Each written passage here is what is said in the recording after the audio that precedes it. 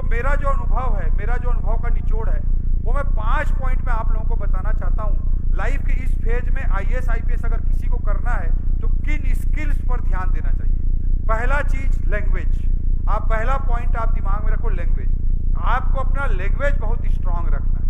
IAS बनने के लिए क्या करना है, तो लैंग्वेज आपको बहुत स्ट्रांग रखना है। जिस भी मीडियम में आप एग्जाम दे रहे हो, इंग्लिश मीडियम में दे रहे हो, हिंदी में दे रहे हो, तमिल में दे रहे हो, उड़िया में दे रहे हो, जिस भी मीडियम में आप एग्जाम दे रहे हो उसमें उस लैंग्वेज को बहुत स्ट्रांग रखना है। पहला पॉइंट मेरी ओर से आप लोग नोट कर लीजिए। दूसरा चीज मैं कहना चाहूंगा वो है आपका जनरल अवेयरनेस। कई बच्चे होते हैं जो बहुत पढ़ाकू किस्म के होते हैं, लेकिन दाया बाया में क्या हो रहा है उनको पता ही नहीं होता है। यूपीएससी के लिए बहुत डेंजरस है। आप भले ही कोर्स फोकस कम हो, लेकिन दिन दुनिया में क्या हो रहा है उसको जानना बहुत जरूरी है। आपको अगर बोला जाए कि पॉल्यूशन की समस्या से कैसे निपटें, आप लिखने में सफल हो।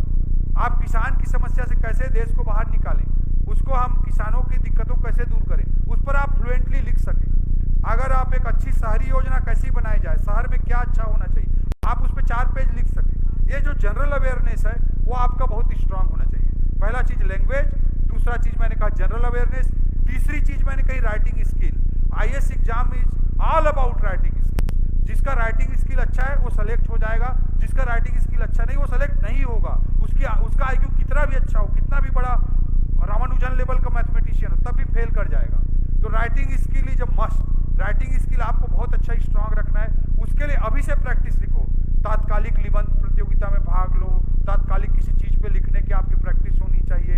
अब तो व्हाट्सएप के जमाने चिट्ठी भी नहीं लिखते, नहीं तो बड़े इमोशनल चिट्ठी लिखा करते थे हम लोगों के जमाने में लोग।